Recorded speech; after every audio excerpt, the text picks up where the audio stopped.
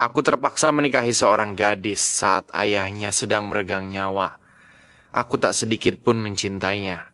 Tapi saat malam pertama, aku justru merasa Dengar, jangan pernah berharap aku akan menganggapmu sebagai istri. Hari pertamaku menjadi istri disambut dengan kalimat itu oleh lelaki yang kini bergelar suami. Aku nggak akan pernah tertarik sama kamu. Dia melanjutkan, kamu sama sekali bukan tipeku. Aku tahu pernikahan kami memang tak diinginkannya. Tapi apa dia tahu, aku pun tak menginginkan ini. Kesalahan apa sih yang sudah kuperbuat sampai dapat karma punya menantu kampungan kaya kamu?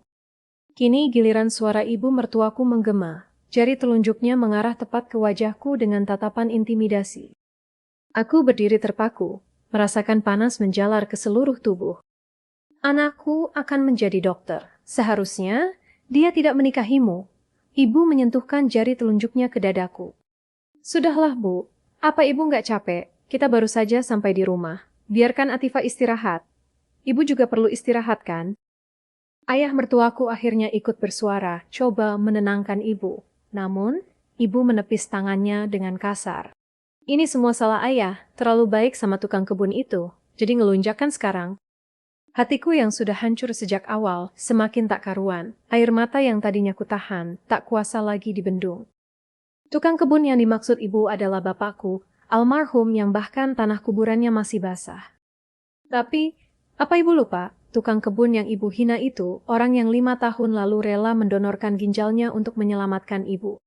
Suara adik iparku tiba-tiba menyeruak. Aku lekas menghapus tangis, begitu dia berdiri di sebelahku. Tanpa ginjalnya, mungkin sekarang, aku nggak bisa ketemu ibu.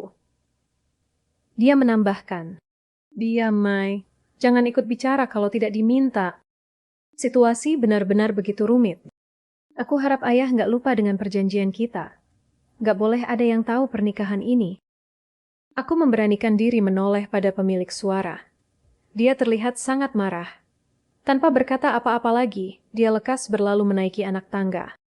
Tak lama, ibu ikut pergi. Ayah dan Maya mengajakku duduk di sofa. Perlakuan mereka, apa boleh aku membandingkannya dengan ibu dan suamiku? Latifa, ayah harap kamu betah di sini. Ibu sama Danish mungkin belum siap menerima kamu. Ayah memulai obrolan.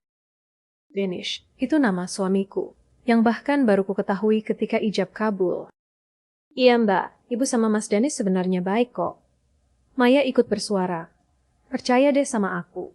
Dalam 2 atau 3 hari, ibu pasti mulai perhatian sama mbak. Benarkah?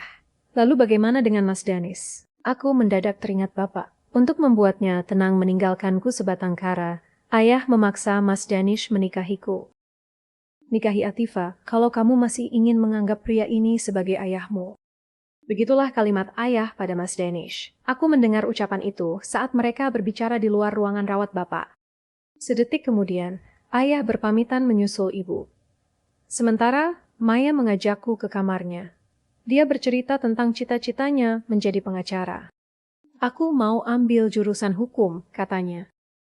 Dia juga bercerita tentang Mas Dennis yang mengambil kedokteran gigi di kampus yang sama dengan tempat ayah mengajar. Bedanya, ayah mengajar di Fakultas Pertanian.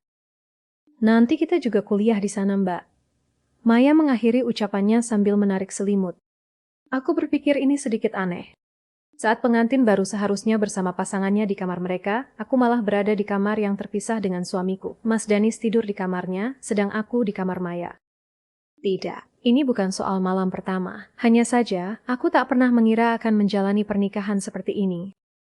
Sesaat sebelum memejamkan mata, aku memberanikan diri bertanya hal yang lumayan mengganjang di dadaku. Mai? Aku memanggilnya pelan. Iya. Aku menelan ludah. Ragu, tapi penasaran. Apa Mas Danis punya pacar? Sebab, jika benar, maka luka yang kurasakan malam ini akan terasa jauh lebih dalam.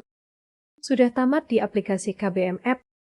Judul, Tersesat Menuju Kamu. Penulis, Nimah Fuzin.